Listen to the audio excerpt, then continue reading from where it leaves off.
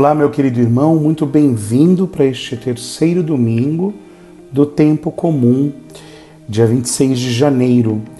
A primeira leitura deste terceiro domingo é a leitura do livro de Neemias, quando a palavra de Deus no tempo de Esdras e Neemias é proclamada para uma grande assembleia, né? E assim todos, né, se alegram e celebram pela palavra de Deus que é proclamada, e por ela o Senhor dá a sua força ao seu povo.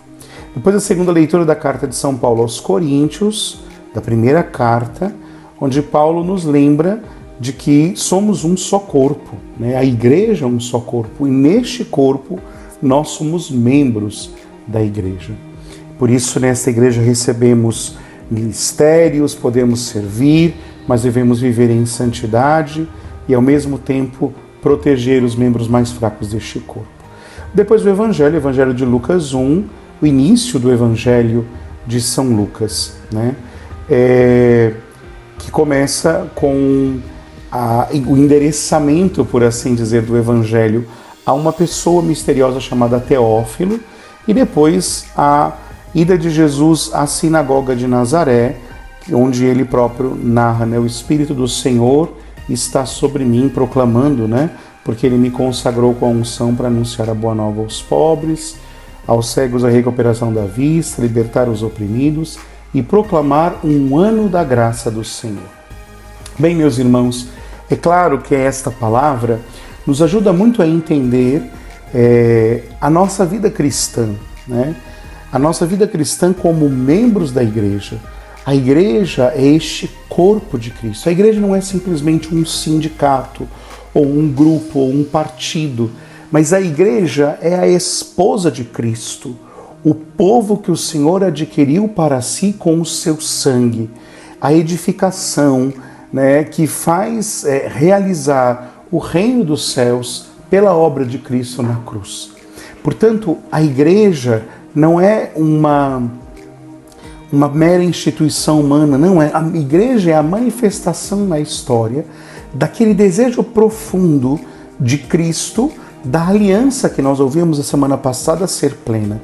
Por isso é muito bonito uma reflexão que o Papa Bento XVI faz, que na última ceia Jesus diz: não é este o meu sangue, diz isso é o meu corpo, mas ele diz isso é o cálice do meu sangue, sangue da nova e eterna aliança. Porque na perspectiva da última ceia, Jesus derrama o seu sangue não no chão, né, mas no cálice. O cálice que contém o sangue que traz a salvação. Mas o cálice contém o sangue. E o Papa Bento faz uma reflexão muito interessante dizendo: o cálice é a igreja. Indo à igreja, vivendo no corpo de Cristo, nós temos acesso aos méritos do sangue de Cristo na cruz.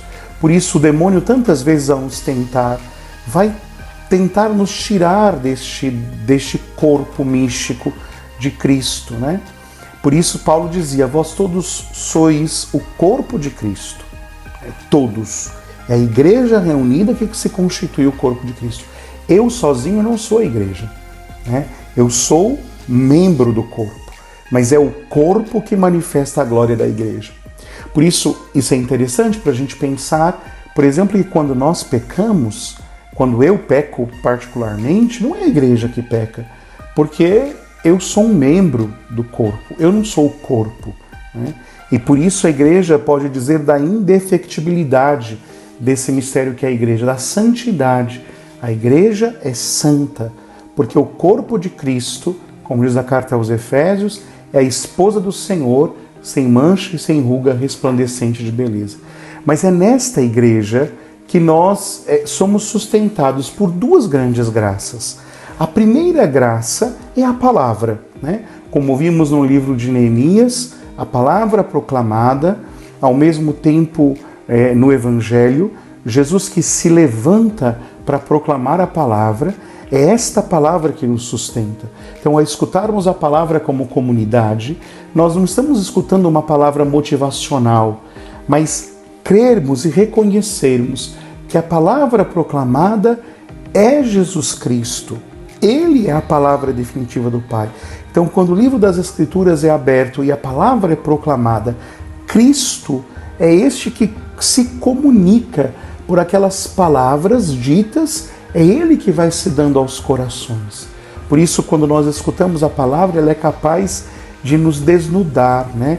De nos atravessar como esta espada de dois gumes, porque ela é a própria pessoa de Jesus Cristo. E além do mais, irmãos, quando a palavra é proclamada, entre a boca do proclamador e a boca do pregador e o nosso coração está o Espírito Santo. O Espírito do Senhor está sobre mim.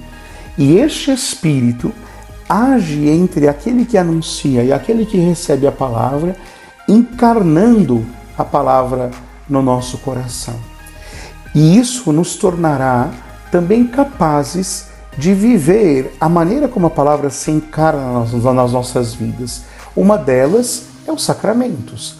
Então, palavra e sacramentos são esses dois meios de santificação que o Senhor deu à igreja para que nós permanecêssemos como teófilos, né?